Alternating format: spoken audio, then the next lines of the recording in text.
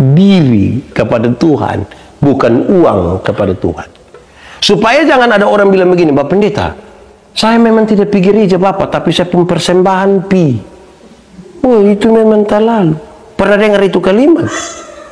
Atau sendiri omong bilang, beta capek koson bespi ma bawa persembahan.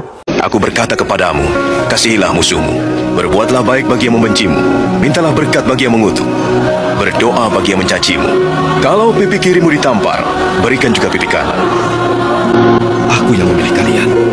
Malam yang penuh sukacita ini, malam penuh berkat, saya ajak kita untuk merenungkan satu bagian, karena ini menjadi pertanyaan dan permintaan banyak sekali yang mengikutinya.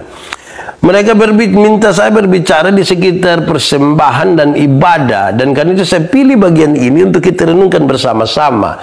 Saya mulai dengan mengatakan begini, saudara-saudara, bahwa ibadah itu ada dua. Ibadah itu ada dua. Banyak orang merasa beribadah, tapi jangan sampai tidak sempurna.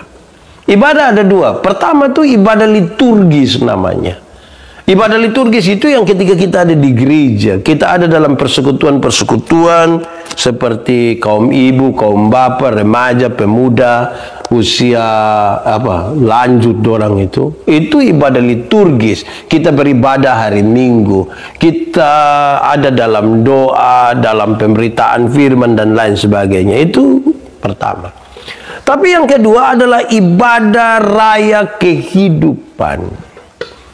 Ibadah di mana kita menjalani hidup kita tiap-tiap hari. Itu pun harus menjadi satu bagian di mana ibadah. Jadi kalau kita mau sambung antara ibadah liturgis dan ibadah raya kehidupan, maka sesungguhnya ibadah yang sejati itu ada ketika kita keluar dari ibadah liturgis. Artinya begini, kalau kita dapat pemberitaan firman di dalam ibadah-ibadah tentang bagaimana berbuat baik, bagaimana percaya pada Tuhan Yesus, bagaimana melakukan kehendaknya, mestinya hal-hal itu yang kita pakai ketika kita ada dalam ibadah-ibadah kehidupan.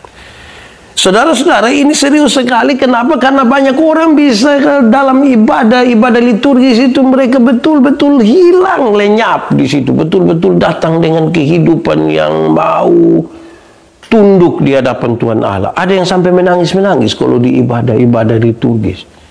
Tapi keluar dari gereja itu dong gila sendiri. Itu berarti tidak sinkron antara ibadah liturgis dengan ibadah raya kehidupan. Lalu tentang persembahan juga ada dua. Persembahan yang pertama itu adalah persembahan berupa uang dan materi. Yang kedua itu persembahan diri, persembahan kehidupan kepada Tuhan. Kadang-kadang kita masih berpikir persembahan itu hanya dalam rupa uang. Sehingga apapun kita pun keadaan pas mau pergi gereja itu seringkali ada dua hal yang kita ucapkan. Mama, persembahan dong. Pernah ngomong begitu toh? Itu agak sopan. Yang kedua ini yang biasa kurang sopan. Mama, ada uang kici. Yang pertama tuh persembahan, itu agak baik itu. Tapi yang kedua ada uang kici. Wih, itu memang mantap juga uang kici. Uang kici maksud apa? Kadang-kadang kita sudah naik motor pergi gereja, sampai di jalan masih bilang, adik-adik berhenti sedikit di kios Mikir apa? Tukar uang dong. Mau kasih persembahan, bayarkan itu. Kadang-kadang waktu kita memberi itu, kita bungkus bapak begini di tangan, isi sampai angin juga tidak bisa masuk gitu. Waktu masuk begitu, terus kenapa bungkus begitu rupa sampai tangan tidak bisa terbuka sedikit, bapak. Alkitab bilang kalau tangan kanan memberi, tangan kiri tidak boleh tahu. Padahal saya tahu itu 1000 itu. Karena kalau 100.000 biasa agak terbuka sedikit, biasa kita pegang begini. Kalau yang kecil itu dia agak lain, kira-kira begitu. Tapi supaya menjadi jelas, saudara-saudara, saya suka bilang di mana-mana. Satu saat ketika Tuhan Yesus diberi pertanyaan, boleh bayar pajak kepada kaisar atau tidak? Yesus cukup hati-hati. Kenapa? Kalau Yesus bilang boleh bayar pajak kepada kaisar, maka ribuan orang pengikut Yesus akan meninggalkan Yesus karena pajak waktu itu terlalu mahal. Tapi kalau Yesus bilang tidak boleh bayar pajak kepada kaisar, maka Yesus akan dianggap memprovokasi masyarakat untuk melawan pemerintah. Pasti dia ditangkap. Maka Yesus bilang begini, tunjukkanlah kepadaku koin untuk pembayaran pajak itu. Dong kesetuju Yesus tanya, gambar dan tulisan siapa ini? Kaisar.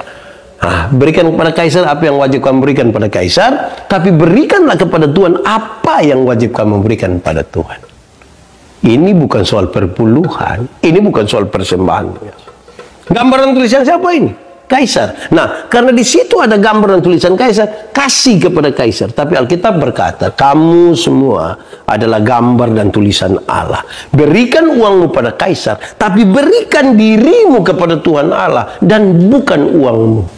Diri kepada Tuhan, bukan uang kepada Tuhan. Supaya jangan ada orang bilang begini, Pak Pendeta, saya memang tidak pergi gereja Bapak, tapi saya pun persembahan pi. Oh, itu memang terlalu. Pernah dengar itu kalimat?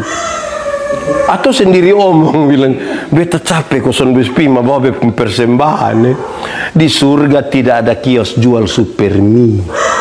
Jadi kita tidak sementara bikin persembahan, itu kumpul uang untuk bawa ke surga. Tidak, persembahan diri. Saudara-saudara, sebelum kita lebih jauh untuk memahami itu, berdasarkan pembacaan ini, saya ingin untuk mengelompokkan 1-2 hal supaya kita renungkan kira-kira kita ada di bagian mana. Saya kira ada 3 kelompok di sini. Dalam pembacaan ini tersirat, 1, ada kemungkinan itu ada orang-orang yang tidak mengasihi Tuhan dan tidak mengasihi sesama. Ada orang yang Tuhan dia tidak kasihi dan sesama dia tidak kasihi. Orang-orang seperti ini menarik sekali. Kenapa? Karena pasti dia tidak takut Tuhan. Orang yang tidak mengasihi Tuhan pasti dia tidak takut Tuhan. Pasti dia tidak takut Tuhan. Dia santai-santai saja.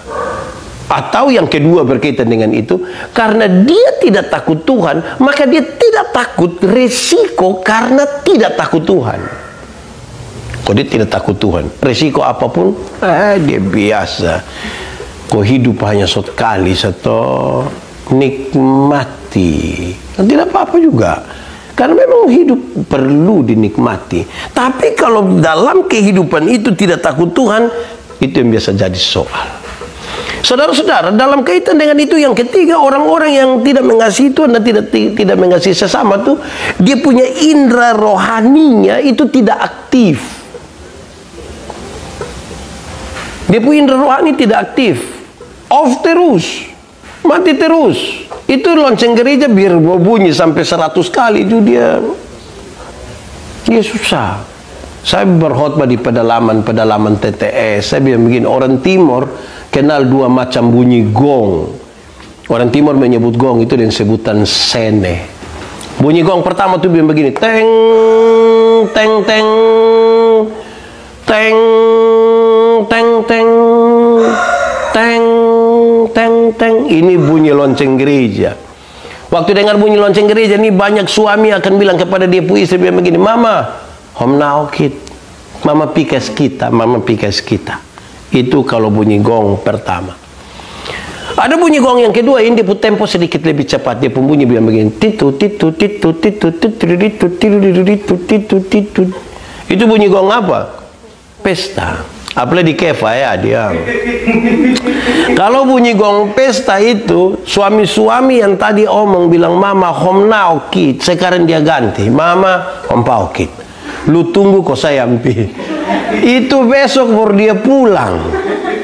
Tahu dia pi untuk apa, kita juga pusing lah. Tapi rupa-rupanya karena dia pu indera rohani itu mati, panggilan beribadah itu sangat sulit untuk didengar.